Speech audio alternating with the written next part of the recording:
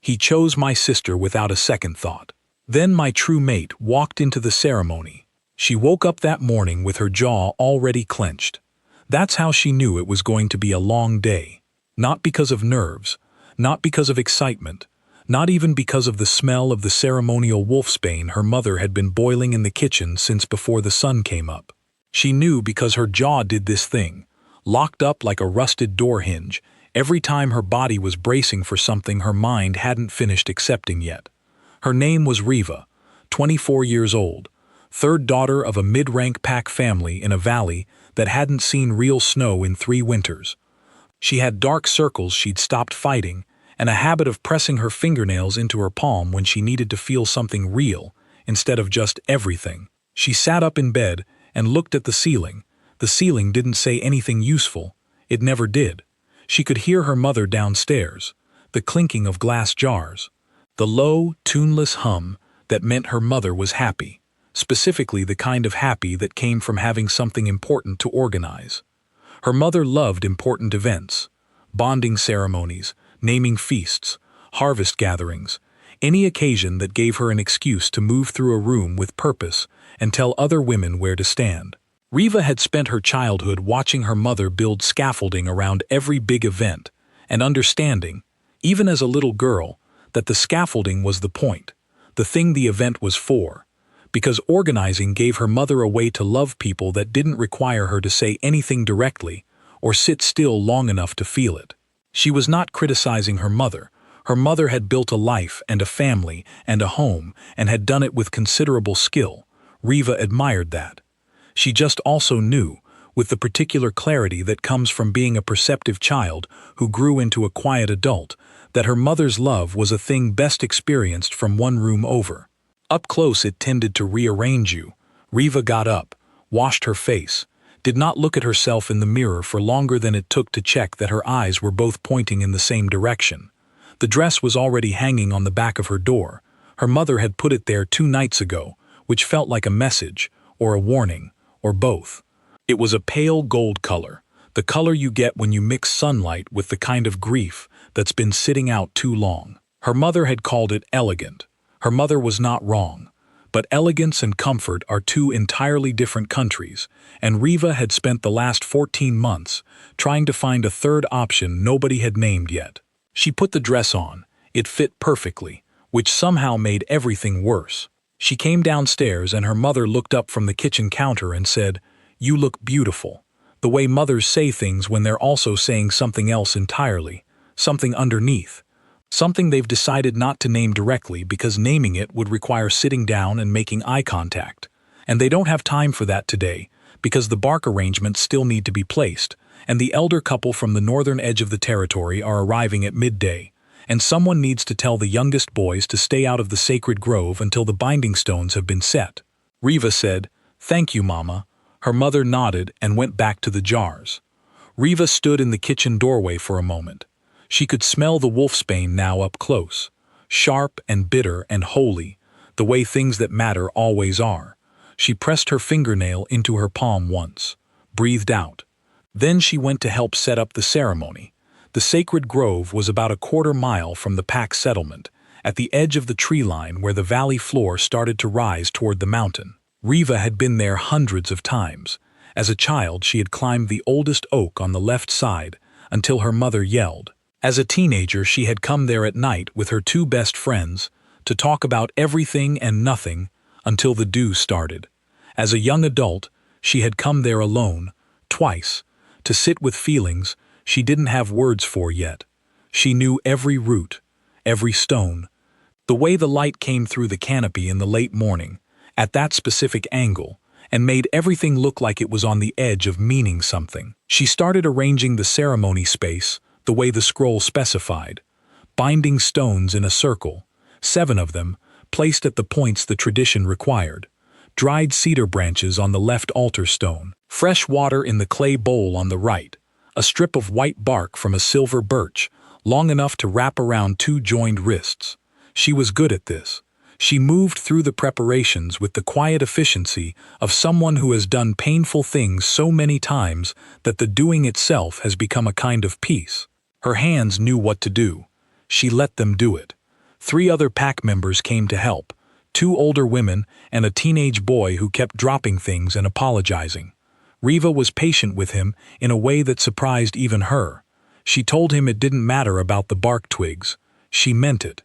The boy had large ears and a way of looking guilty that was so thorough you almost felt guilty yourself just being near him, and she spent a few minutes while they worked, showing him how to tie the cedar bundles so they held, the simple knot her grandmother had taught her when she was small, the one that looked like it would come loose and never did.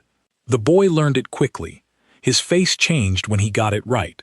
She recognized that face. The face of someone who has just found out that a thing they thought was complicated was actually simple.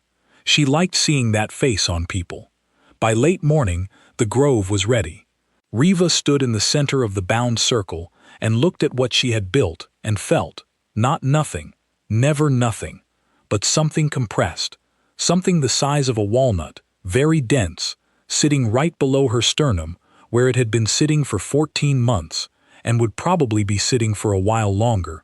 She had been chosen to officiate the bonding ceremony 6 weeks ago, when the pack elder had come to her family home and spoken to her and her parents in the front room, while Riva sat with her hands folded in her lap and kept her face doing the thing where it didn't do anything interesting. The elder had explained, with genuine gentleness, that by pack tradition, the bonding ceremony was officiated by the closest unbonded female of the bride's bloodline. Riva was Lyra's older sister. Riva was unbonded. Therefore, her mother had thanked the elder and said it was an honor. Her father had looked at his shoes.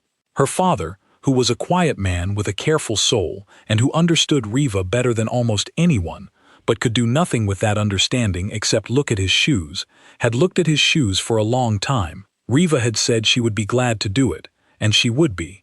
She had decided she would be.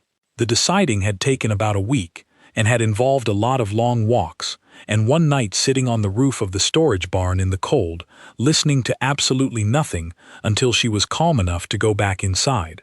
But she had decided, and she held the decision firmly, the way you hold something fragile, not too tight, not too loose, just steady. Lyra was her sister. She had loved Lyra before she knew what love was.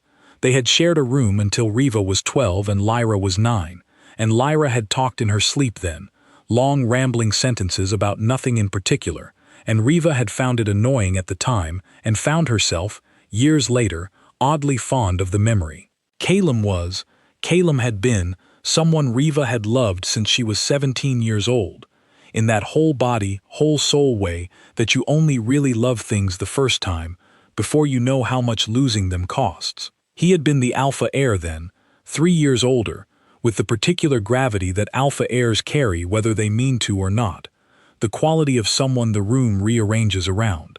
She had watched him for a year before he'd noticed her, and the year of watching had been, she now thought, the best part of the whole thing, because watching was something she was good at, and it asked nothing from her and cost nothing. When he finally noticed her, she had handled it with as much grace as a 17-year-old with her whole heart on the surface could manage, which was not much, but had been enough. They had talked. He had walked with her sometimes. It had never become anything formal, because nothing between them had ever quite arrived at formality. It had just been this warm, unspoken thing she carried around for 7 years, polishing it every so often, taking it out to look at, and then putting it away. He had looked at her and at Lyra a year ago, in their parents' front room, with both of them standing there, and he had chosen, without hesitating, the way you choose the road you already know. He had not been cruel about it. Calum was not a cruel person. He had looked at Riva with something in his face that she had spent a long time afterward trying to categorize, apology maybe, or the particular kind of discomfort that comes from knowing you're doing something that can't be undone and proceeding anyway. He had said her name softly, and then he had said her sister's name differently, and the difference between those two ways of saying a name had told her everything she needed to know. The pack had watched. Riva had smiled. She was very, very good at smiling. She had excused herself to get water that nobody needed, and stood in the kitchen with her back to the door for exactly 90 seconds before returning to the room with a glass in her hand and her face doing nothing interesting, and the smile back in its proper place. That had been 14 months ago. In those 14 months, Lyra had been happy in the bright, uncomplicated way that Riva had sometimes caught herself resenting before immediately hating herself for the resentment, which was its own small, exhausting cycle she had gone around more times than she wanted to count. Lyra was not a bad person. Lyra had not done anything wrong. Lyra had not stolen anything, because you can't steal something that was never yours to begin with, even if you spent 7 years thinking it was, quietly, in the part of yourself you don't take out in company. What Riva had eventually understood, in those 14 months, was that the thing she had felt for Calum had been real, but it had not been what she thought it was. It had been real the way a photograph is real. It contains something. It carries information. You can hold it and examine it and recognize the thing it depicts. But it was not the thing. The photograph is not the sun. She had been carrying a very good photograph for a very long time, and she had called it the thing, and she had been wrong, and that wrongness was not Calum's fault, and not Lyra's fault, and not even her own fault exactly. It was just the ordinary, expensive mistake of being young and feeling deeply, and not yet knowing the difference between the photograph and the sun. She had spent a lot of those 14 months learning the difference. Riva had spent those 14 months being a very good sister. She had helped plan the bonding. She had offered opinions on the bark arrangements when asked. She had listened to Lyra talk about Calum with the expression of someone who is happy for you, which after a while stopped being entirely an expression and started being, perhaps 20 or 30%, something real. Progress, she supposed. Progress looked different than she had imagined it would look. She had imagined it arriving all at once, or at least in recognizable pieces. Instead, it arrived in the way morning arrives, gradually, and then all at once, and you only notice it once you can already see. Now it was the morning of the bonding ceremony itself, and Riva was standing in the sacred grove in a pale gold dress that fit perfectly, and the binding stones were placed, and the cedar was laid, and the ceremony would begin in 2 hours. She pressed her fingernail into her palm, breathed out, went to find her mother, and asked if the food needed carrying. Guests started arriving midday, an hour before the ceremony was set to begin. The pack wasn't large, maybe 80 people in the valley, plus 30 or 40 from 2 neighboring territories who had ties to either Calum's bloodline or Lyra's through old alliances and even older kinship lines. Riva stood near the edge of the grove and greeted people as they came through the tree line and did the thing where she was warm and present and slightly too good at small talk for anyone to notice that any part of her wasn't entirely there. She knew all of them. She had grown up with most of them. There was the elder who had taught her the first 3 ceremony texts when she was 14, who came in now leaning on a different stick than last year, the old one having finally given out, and who stopped to grip both her hands and say she looked well and mean it. There was the family from the North Quarter whose youngest daughter had learned to walk in the 3 months since Riva had seen her and was now conducting herself through the grove with the reckless physical confidence of someone who has recently discovered they can move independently and has not yet internalized the concept of obstacles. There was Darren, who was Calum's oldest friend and knew the full history of everything, and who met her eyes when he arrived and gave her one brief nod that said what neither of them would say out loud, which was that he saw her, and she was doing something hard, and she was doing it well. She nodded back, one nod. They moved on. Calum arrived 20 minutes before the ceremony. She didn't let herself finish that thought. He looked the way he looked. He had shaken her hand when he reached her, formally, the way bonded males sometimes did with the female relatives of their mates, a gesture that was respect, and also, somehow, a kind of final door closing. She had shaken it back with exactly the right amount of warmth. "Thank you for doing this," he said. He meant it. "Of course," she said. She also meant it. Both things were true at the same time, and she had learned that 2 true things could stand right next to each other without resolving. He moved on to greet other guests. She watched him for approximately 1.5 seconds before turning to look at the elder couple from the northern pack who had just arrived and needed someone to show them where to sit. Lyra arrived last, the way brides do in their own ceremony, and the crowd parted for her the way crowds part for things that shine. She was wearing white cream silk with wild flowers braided through her hair, and she was, objectively, one of the most beautiful sights Riva had ever seen in her life. Not because of the silk or the flowers, because of the look on her face. Lyra's face, in that moment, was the face of someone who has gotten the thing they wanted and can't quite believe it's real. Not the performed happiness of someone at their own party. Real happiness, the kind that's slightly wider-eyed than it means to be, that keeps checking the room to make sure the room is actually happening. Riva had felt something looking at that face. She was still working out what to call it. Lyra reached her and grabbed both her hands and squeezed and said, "I couldn't do this without you." And she meant that too. And Riva hugged her and held the hug 1 second longer than was strictly necessary before stepping back and saying, "You're ready." Lyra was radiant. "I'm ready." Riva picked up the ceremony scroll. She moved to the center of the binding circle. 80-something faces turned toward her. She looked back at them, the elders in the front, the young children already getting restless at the edges, the little girl who had recently discovered walking and was now attempting to climb the nearest adult with the focused determination of someone with no concept of social occasion. 2 teenage boys she recognized from the east side of the settlement who had clearly not wanted to be here and were communicating this through the precise angle of their slouch. She breathed in. She began, "We gather in the sacred grove." Something moved at the edge of the tree line. Not loud, not dramatic, just presence. The kind of presence you feel before you see it, the way you know there's a fire somewhere before you can smell the smoke. A shift in the air, a weight change at the edge of the space. She was mid-sentence, and it registered the way peripheral things register when you're focused elsewhere. At the outer edge of attention, flagged but not yet examined. She kept speaking. Her voice did not falter. She had practiced these words for 4 weeks, and her voice knew them without her needing to think, which was good, because some other part of her had just registered something at the periphery of the grove and was running what felt like a very urgent calculation she hadn't been asked to run. She got through the first passage of the invocation, the words about the ground beneath the feet, and the sky above the head, and the space between them, where 2 people choose to stand. Her eyes moved, just once, to the left edge of the tree line, where the old oak stood.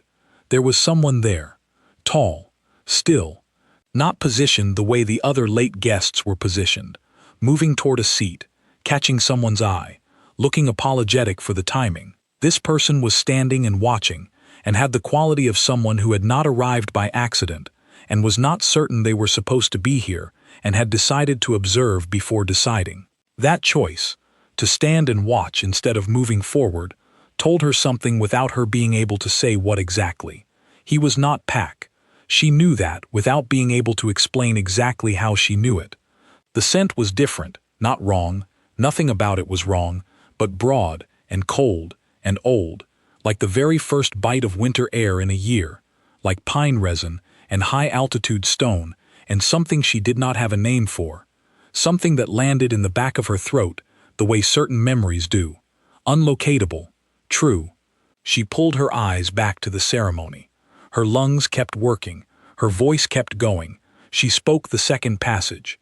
The words about the roots that hold. The words about the fire that warms but does not consume. The words about the choice that is made once and kept forever, not because the keeping is easy, but because the choosing was real. She had spent 4 weeks on these words, and in those 4 weeks, she had felt all the feelings she'd expected to feel. The ache, the thinness around the edges, the particular exhaustion of doing something that costs you while also knowing it is the right thing. She had sat with those feelings in the evenings and had not fought them, which was new for her, the not fighting, and had found that when you don't fight a feeling, it tends to run its course faster than when you do.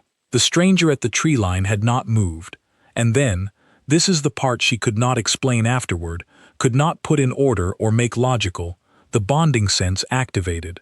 Not warmth. People always describe the bonding sense as warmth. She had expected warmth. She had experienced, or thought she had experienced, the beginning of it once before, years ago, with Calum, a low, steady heat she had spent 7 years believing in, and 2 years quietly grieving the loss of. This was not warmth. This was gravity. The sudden, vertiginous, reorienting sensation of the floor becoming level for the first time when you have been living at a tilt for so long that you'd stopped feeling the tilt. Not comfortable, not romantic, not even particularly pleasant. In that first second, it was too large for pleasant, too structural, like a key turning in a lock she hadn't known was locked, like her own name said in a voice that understood what it meant. She kept speaking. She tied the cedar strip. She spoke the words about the path that joins and does not disappear. She poured the water in the clay bowl and said the final words, and the crowd exhaled.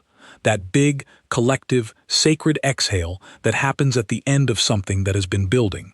And Lyra and Calum faced each other, and Calum took Lyra's hands, and Riva wrapped the white birch bark around their joined wrists with the steadiness of someone who has been practicing stillness for so long that it has become a kind of skill. She said the final sealing words. She tied the last knot. The bond sealed. She felt it the way she felt it every time she officiated.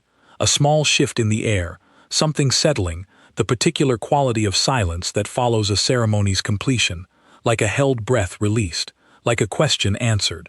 She stepped back from the altar stone. She held the scroll against her chest. The crowd was cheering now, soft and ceremonial, the kind of cheering that comes from people who are genuinely moved and are expressing it through the shared acknowledgement of something important. People were turning to each other, hugging, wiping eyes.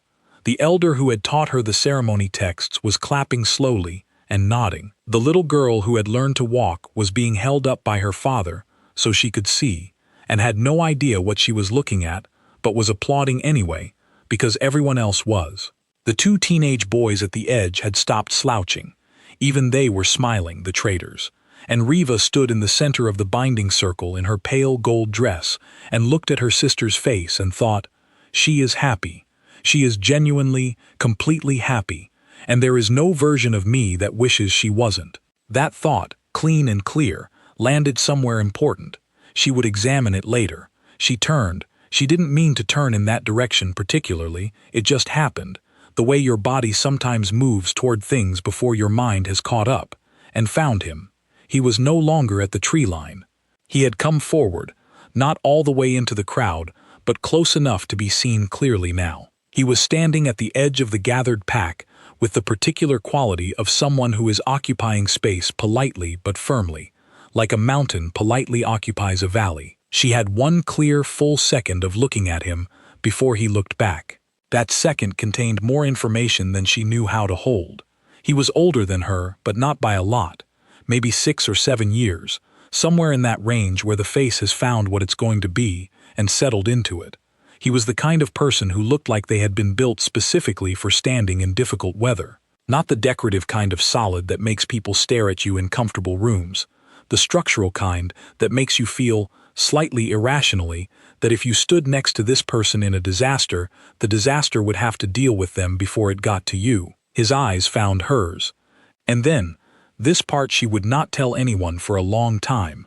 Something in him changed. She watched it happen. It was small, the change, like a door opening 3 inches in a house you've been walking past for years. He had clearly arrived in this grove with some other purpose, something ordinary, something not involving her.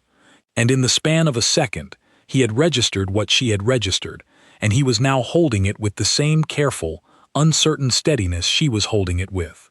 2 people equidistant from something they hadn't planned. She looked away. She needed to look away. She turned to the nearest elder and began the ceremonial thanks while the crowd started reorganizing itself toward the feast tables her mother had arranged at the east edge of the grove. For the next 40 minutes, she moved through the crowd in the way she was supposed to move through it. She thanked people. She accepted compliments on the ceremony with genuine warmth. She hugged an aunt she hadn't seen in 2 years, who smelled of lavender, and told her she'd gotten thin, and then immediately offered her a bread roll, which was exactly the kind of aunt she was. She steered the 2 teenage boys toward the food before they could get to the drinking cups, which would save everyone some trouble in a few hours. She didn't look for him. She knew he was somewhere to her left. She could feel the rough compass direction of him the way you can feel the sun through a wall, not seeing it, but knowing its location with your skin. She was speaking to an elder's wife about the state of the valley's water supply, which had been running lower than expected after the dry summer, a conversation that was practical and necessary, and that she was genuinely engaged in, because the water supply was a real problem and she had thoughts about it, when she felt the approach. The approach was not loud.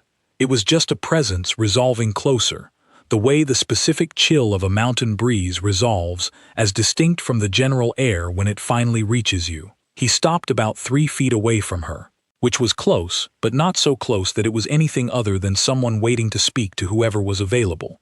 He was looking at the feast table as if examining the contents, but she knew, without looking, that he was not actually thinking about the food.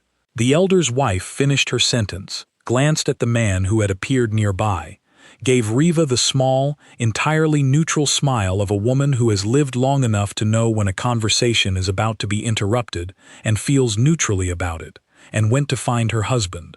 Riva turned. Up close, the effect was, she pressed her fingernail into her palm. Once. "I arrived late," he said. His voice was low and had the particular quality of someone who doesn't waste words. Not unfriendly. Precise. Like each word cost the same, and he budgeted carefully. "I apologize if I disrupted the ceremony." "You didn't," she said. Her own voice came out steadier than she'd expected it to. "It was well done." He was looking at her directly, which after all the lateral glancing she'd been doing all day, felt like stepping into sunlight from shadow. "You spoke the words like you know what they mean." She looked at him. "I do know what they mean." A pause. Not uncomfortable. The kind of pause that is two people looking at a thing from opposite sides and discovering that from each side it looks the same. "Soren," he said. His name, offered without preamble, the way practical people give practical things. "Alpha of the Karath Mountain Territory. I came for the trade discussions with your bonded pair. With Calum, your alpha." "He's not my alpha," she said, and then heard how that sounded, and added, "I mean, he is, technically. By territory. I just meant I wasn't—" She stopped. Something moved at the corner of his mouth. Not quite a smile. The shape a smile leaves behind when it decides not to fully arrive. "Riva," she said. Her name, offered back. He said it. Just said it. The way you test the sound of a thing. 2 syllables. In his voice they sounded. She had no useful comparison for how they sounded. Like something that had been mispronounced for a long time being said correctly. Like the word recognized something about itself. She was going to say something else. She had several available options, all of them sensible and conversational and adequate. But then her actual name, in a different voice, came from behind her left shoulder. "Riva." "Lyra." She turned and her sister was there, radiant, freshly bonded, holding Calum's hand and pulling him toward her, the way people pull things they've just gotten and are still afraid of putting down.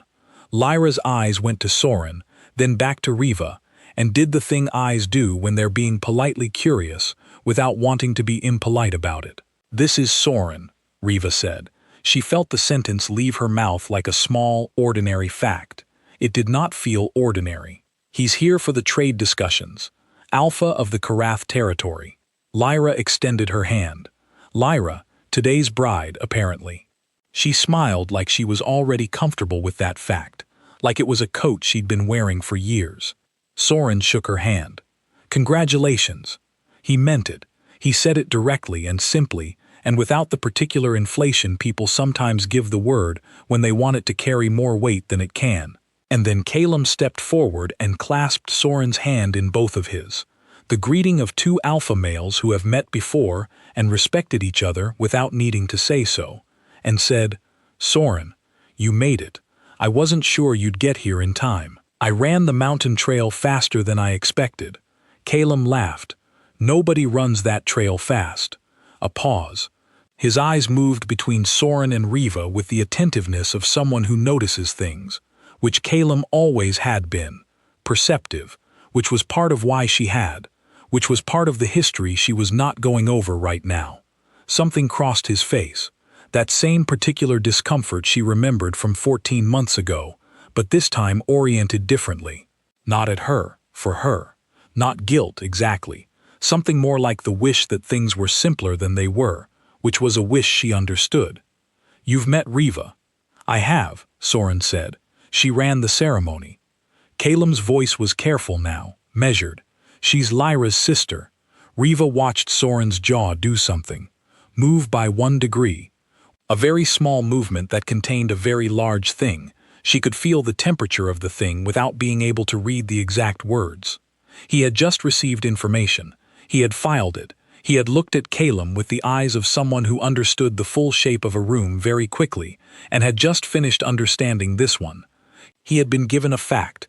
She is the sister of the woman you just bonded, and he had connected it to the fact he already had, the bonding sense that had hit him at the tree line, and he had arrived at the complete picture. His eyes came back to her. She was already looking at him, two people holding the same small, dense, walnut-sized thing, looking at each other over it. "Yes," Soren said, simply, like he was confirming a fact he'd already been working with. Lyra was saying something about the feast, pulling Calum toward the tables with the affectionate authority of someone who has just gotten exactly what she wanted and is now ready to celebrate it properly. She asked Soren if he'd eaten since the trail, and told Riva she had to try the roasted roots someone's grandmother had brought.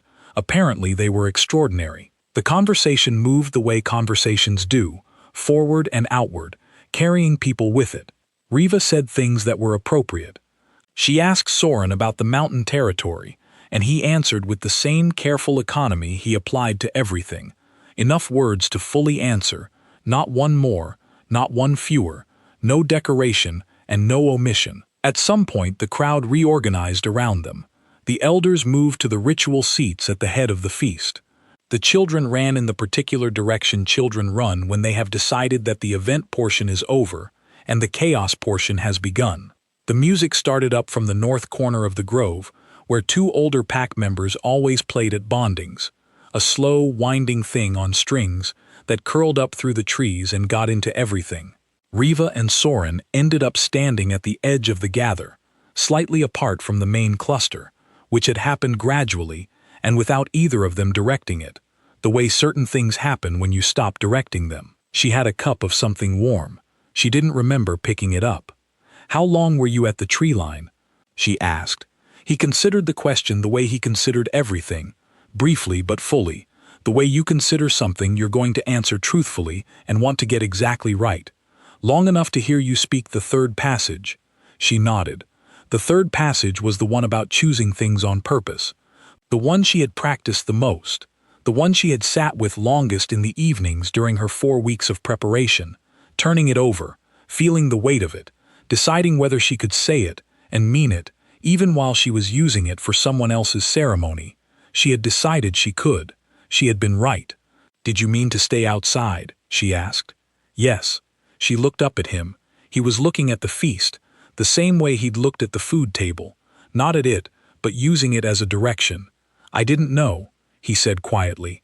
He didn't need to say what he didn't know. She knew what he didn't know. The sentence contained itself entirely. "Neither did I," she said. Another pause. The music turned a corner. Someone laughed loudly on the other side of the grove, one of the teenage boys, the slouchy ones, who had apparently found the drinking cups after all, and were now much more invested in the celebration than they'd been an hour ago. Riva filed a note to deal with that in approximately 15 minutes. "The ceremony was for your sister," Soren said. "Not a question." "Yes." "And the male she bonded with." "Yes." She said it before he finished. Not sharp, just efficient. She had nothing to hide and no energy for constructing anything around it. He was going to understand the full shape of this room the way he'd understood the full shape of the ceremony grove, and she wasn't going to slow him down or redirect him. For a long time. Not anymore. "It's over. It's been over." She paused. "It was over before I knew it was over." That's usually how it goes with those things. He turned and looked at her then. Full on. The way he'd looked at her from across the ceremony grove, through the crowd, while she was speaking words that weren't about him and hadn't known they were being heard by someone they would later matter to. "I'm sorry," he said. 2 words. No elaboration, no qualification, just the acknowledgement, placed cleanly and then left alone. She pressed her fingernail into her palm and discovered she didn't need to. Her hand was already still. "Thank you," she said. The feast was in full swing now. Her mother had appeared somewhere in the middle distance, moving through the tables with the focused energy of someone who has organized this event and wants everyone to understand that they have organized it. Her father was sitting with two old friends and talking about the coming harvest the way men of his generation talked about things, seriously, in low voices with periodic head nodding, as if the harvest would do better for being discussed properly. Lyra and Caleb had been absorbed into the center of the celebration, surrounded by well-wishers, Lyra's hand still in Caleb's in the way of new bonded pairs who haven't yet learned that they don't need to hold on quite so tightly because it isn't going anywhere. Riva watched her sister for a moment. Just a moment. The thing she had felt when she looked at Lyra's face during the ceremony. The thing she hadn't been able to name. She could feel the edge of it now. It wasn't resentment. She had been wrong about what it was going to be. It was something more complicated and more specific than resentment. Something that only exists when you love two people, and you watch them be happy, and you realize that your happiness for them is real, and your own sadness is also real, and neither one cancels out the other. You are just a person holding two real things in the same two hands. That is not comfortable. It is also not a problem to solve. It is just the exact shape of this particular life, at this particular moment. She breathed. "Will you be in the territory long?" she asked Soren. "For the trade discussions." 3 days, he said. "Maybe 4, if Caleb wants to go through the water rights agreement in detail." "He will," Riva said. "He's thorough. I know. I've worked with him before. 2 years ago, at the mountain summit." She filed that away. She had not been at the mountain summit. She noted that she was not going to ask him what Caleb had been like at the mountain summit, because that was a question that had nothing to do with useful information, and everything to do with the part of her that hadn't completely stopped being 17 years old yet. "My family has a second house," she said, and then heard herself saying it and felt the mild, familiar embarrassment of having said a thing she hadn't decided to say. Her mouth had made an executive decision while her brain was busy doing other things. "On the east side of the settlement. It's empty. We use it for guests, for pack visitors, if you need somewhere to stay while the discussions happen." She kept her eyes on the feast while she said it. A woman she had known her whole life was trying to get a 2-year-old to eat something green. The 2-year-old was lying flat on the bench in the specific protest posture of a person who has decided that gravity is their ally in this argument. "I had planned to camp at the trail camp," Soren said, which told her he was the kind of person who camped at trail camps when he could also sleep in buildings. Which told her more than that, actually. He was the kind of person who didn't want to put anyone out, who defaulted to self-sufficiency as a first position, who would sleep in the rain because he hadn't wanted to presume. "The trail camp is fine," she said, "but it rained last night, and it's going to rain again tonight. The camp gets muddy when it rains. The beds in the east house are dry." A pause. "That would be practical," he said. "Yes," she said. "It would be." She looked at him then. He was already looking at her. They were two people being extremely practical about something that had nothing to do with practicality, and both of them knew it, and neither of them said so, because some things are better said by the silence you leave around them. "All right," he said. The ceremony feast went on for another 3 hours, the way these things do, winding down gradually through laughing and eating, and the particular sweetness of a celebration that has concluded the main event and is now just letting itself be. The children fell asleep in their parents' laps, which was the clearest possible signal that the evening had reached its natural end. The music slowed to the kind of pace that was more breath than melody. The elders said their goodbyes with the ceremony of people who have been doing important things for a long time and have made an art of the graceful departure. Riva helped pack up the altar stones. She folded the ceremony cloth and returned it to the scroll bag. She found the teenage boys before they could break anything with their recovered energy. They had, as she'd predicted, located the drinking cups approximately 15 minutes into the feast, but she had also predicted that correctly, and had quietly diluted the cups before they found them, which was a small piece of pack elder strategy she had learned from watching her grandmother work a feast, and she directed them toward the clearing duties, which they performed with the guilty efficiency of people who know they've been caught. She said goodbye to the northern elders. She said goodbye to Darren, who gripped her hand and looked at her for a long second and said, "You all right?" And she said, "Yes," and meant 70% of it, which was the most honest answer that would also end the conversation in a way that served them both. She found her mother and took the empty jar from her hands and said, "Go sit down, Mama. I've got the rest." Her mother looked at her in the way her mother sometimes looked at her, long and slightly sideways, and with something in it that was love and worry braided so tight they were the same thread. She looked the way someone looks when they want to say something and have decided, after a long internal debate, that today is not the day for it. "That young man," her mother said instead, "the mountain alpha, he watched you the whole time you were clearing up." Riva picked up a stone. "I know." Her mother did not say anything else. She sat down. Which was, Riva thought, the most remarkable thing her mother had done all day. Riva walked the last of the cleared items back toward the settlement. The grove was quiet now, the way it got after everyone left, like it had breathed in during the ceremony and was breathing out now, settling back into itself, reclaiming its trees and its silence and its old roots. She came back for the water bowl. Soren was still there. He was standing by the old oak, the one she had climbed as a child. Not waiting exactly, not the posture of waiting, which has a specific quality of incompleteness, of a thing suspended, more the posture of someone who had no urgent reason to be elsewhere and was comfortable with that and was spending the time being somewhere useful. She picked up the water bowl. She said, "The east house is on the path just before the mill. I'll show you." He said, "All right." They walked through the grove together in the early evening light, the kind of light that makes the valley look like a painting of itself, gold-edged and exact, every leaf lit from behind with the amber precision of a setting sun that is trying to make something clear. They didn't talk for the first part of the walk. The silence was not awkward. It was the kind of silence that exists between two people who are both thinking and have temporarily run out of the kind of words that are practical covers for thinking, and who are comfortable enough, or similar enough, or just honest enough to let the thinking be audible. At the edge of the tree line, where the grove path met the settlement path, there was a place where the root of an old ash tree humped up from the ground, and you had to step over it. She stepped over it without thinking, turned back to check that he had too. He was looking at the root as he passed it. "Old tree," he said, 300 years, maybe more."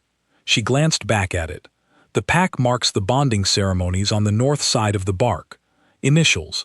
My grandparents are on there somewhere. 4th row up. He looked at the ash tree from the path. She watched his face while he looked at it. He had the quality of someone who found old things interesting in a direct, unperformative way. Not for the poetry of it, not to demonstrate that he was the kind of person who appreciated old things, just because old things were genuinely interesting and worth looking at. "Does yours go on there?" he asked. She looked at the tree. The question was simple and also not at all simple. Both of those things at once. "Not today," she said. He nodded, like that was a complete and reasonable answer. Like he understood the full sentence she had compressed into 2 words, and had filed it, and was not going to make her say the rest of it out loud. She liked that. She liked it the way you like something you didn't know you were looking for until you found it. They walked on. She showed him the east house. The key was under the second stone to the left of the door, which was where her mother always kept it, which was not a very secure hiding place, but had never been a problem because nobody in this valley had much to steal, and everyone knew where the key was anyway. She showed him the water pump in the back, which required 2 turns of the left handle before it ran properly, a quirk her father had meant to fix for 3 years and had not yet fixed, which was consistent with her father's relationship with household repairs. She showed him the wood stack under the eave, dry, enough for a week. He listened to all of this the way he listened to everything, fully, without performing attentiveness, just actually attending. She had the sense that he would remember the water pump detail, the 2 turns of the left handle, and would not need to be told again. "Thank you," he said. She handed him the key. The transfer of the key between their hands was brief and completely ordinary, and she didn't let herself make anything of it. The discussions start tomorrow morning? Yes. Calum wanted midday, but I asked for morning. I prefer to get the difficult things done early, while the mind is fresh and the day still has room to fix things if they need fixing. She looked at him. What's the difficult thing? The water rights clause. There's a tributary that runs from Carith Land down into your valley. Calum wants usage rights upstream. I don't disagree with the principle. I just want the terms to be clear enough that it doesn't become a problem in 3 years between whoever comes after us. Clear terms cost nothing now. Vague terms cost everything later. Most people prefer to be vague now and deal with later when it arrives, but later always arrives. This was, she thought, an extremely reasonable and slightly unusual position. She said so. He looked at her with a kind of mild surprise, like he had not expected to be agreed with on this specific point. Most people think I'm making the process harder by insisting.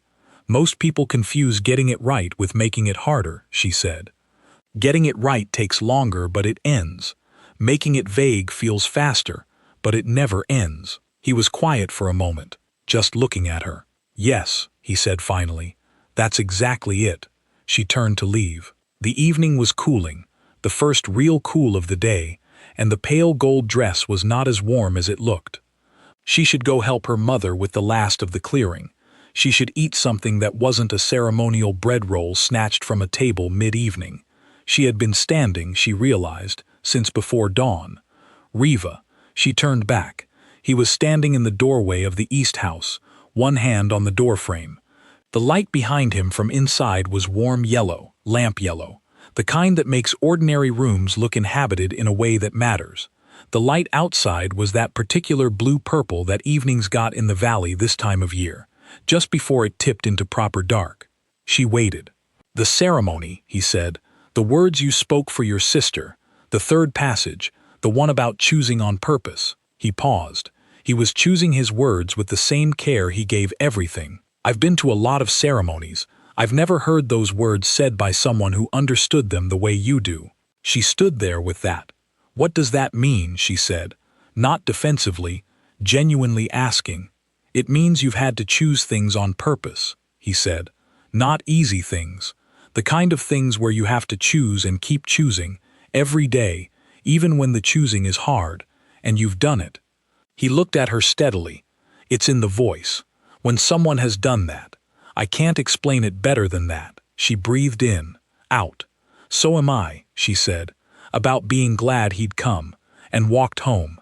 That night, she sat on the roof of the storage barn for the first time in a long time.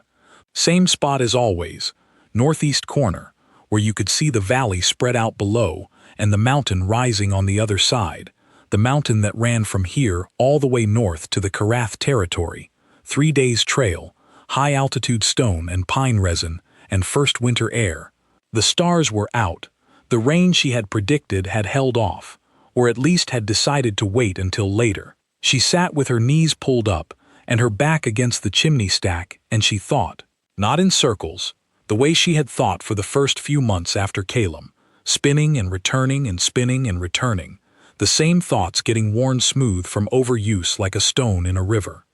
She thought in a straighter line than that, forward. She thought about gravity, about the difference between warmth and gravity, about what it meant that the thing she had believed was a bonding sense, felt with Calum for 7 years, carried carefully, believed in, had been something real but not the real thing, the photograph and the sun.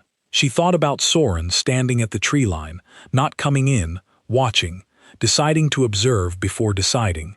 She thought about how much that one detail had told her about the shape of him. A person who moves forward before he's sure is a different person entirely from a person who waits at the edge until he knows what he's walking into. She thought about the ash tree with her grandparents' initials in the 4th row up. She thought about 3 days, 4 days, the water rights clause, the tributary, what it meant that she had offered her family's east house without deciding to, what it meant that he had said yes to it, what it meant that they had walked through the grove in the early evening in a silence that felt like a beginning rather than an ending. She thought about Lyra's face. She thought about the dress folded on the chair in her room and how tomorrow she would hang it away, and it would smell for a while of the cedar from the altar, and whether that would be okay, or whether it would be the kind of thing she'd need to throw herself into work to avoid noticing, and she concluded, somewhat to her own surprise, that it would be okay, that the cedar smell would be okay, that today had been what it had been, painful and real, and also something else entirely, something that had turned like a corner in a path, like a door opening 3 inches, and that all of those things could be true about the same day, without any of them canceling out the others. She was not fixed. She was not suddenly simple. She was not going to walk downstairs tomorrow morning a different person than she had been this morning. But something had shifted in the weight of her. Not lighter, exactly. More, distributed differently. The walnut under her sternum was the same size. It was just not the only thing anymore. There was something else now. Something that didn't have a name yet. Something she was going to have to sit with carefully the way you sit with things that are new and fragile and matter too much to rush. She stayed on the barn roof until the cold got into her fingers, and she couldn't pretend the roof was more comfortable than her bed. Then she climbed down carefully, the way she had climbed up, and went inside. She did not sleep immediately. She lay in the dark and listened to the house settle, the clicks and sighs of old wood that has held people through a lot of things and intends to hold them through more, and she thought about gravity and the way you can go your whole life tilted and not know until the floor goes level. And she thought, 3 days. 4 if the water rights clause needs it. In the morning she got up and made tea and was standing at the kitchen window watching the light come up over the valley when she heard the footsteps on the path outside. She knew them, not because she had heard them before. She had heard them exactly once, on a path through the grove last night, but because she knew them anyway, the way you know things that belong to you without being able to explain the knowing. She watched him walk past the window on the way to the meeting with Caleb. His stride was the stride of someone with ground to cover who doesn't waste the covering. He carried nothing extra. He moved like the mountain trail he'd run the morning before, direct, purposeful, aware of what was on either side of the path without being distracted by it. He paused, just briefly, at the section of the path that was directly across from the window. He didn't look in. He just paused the way people pause in places that have meaning to them, or meaning they're not sure about yet, or both. A half-second stillness. Then he kept walking. She held her tea in both hands and watched him go, and thought about what it meant that her hands were steady. She pressed her fingernail into her palm out of habit. Then she stopped. The morning held everything it held. The valley spread out beyond the kitchen window, the way it always did, unconcerned with any particular person's particular situation, going about the business of being a valley in the early light. The ash tree with the names was out there somewhere in the grove, 300 years old and adding nothing, being exactly what it was. The binding stones had been returned to the elder's house. The ceremony cloth was folded. Everything that had happened yesterday was true. Everything that was going to happen was still unclear and not yet shaped and would require, she suspected, the same combination of patience and stubbornness that everything worth anything had ever required from her. She had patience. She had stubbornness in quantities that her mother had been commenting on since she was 6 years old. She was, probably, equipped. She was 24 years old. She had a jaw that locked when she was bracing for something. She had a habit of pressing her fingernail into her palm, and she was, right now, in the process of maybe noticing that habit and wondering whether it was optional. She had spent 14 months learning the difference between a photograph and the sun. She had spent a single day meeting someone whose presence felt like gravity, felt like the floor going level, felt like something that didn't have a name yet in her vocabulary, but was going to need one. She finished her tea. She washed the cup. She went to find out what the day needed from her. And somewhere across the settlement, in a room that smelled of dry wood and mountain air, a man who had come here for trade discussions about water rights clauses and tributary agreements was probably also drinking tea, or possibly not. Possibly he was already reviewing his notes, the careful, precise kind of notes that a person makes when they want to get things right the first time, and was probably also thinking about the same things she was thinking about, from the other side of them, with the same practical and careful steadiness he gave everything that mattered. 3 days, 4 if needed. Sometimes that's exactly enough time to begin something.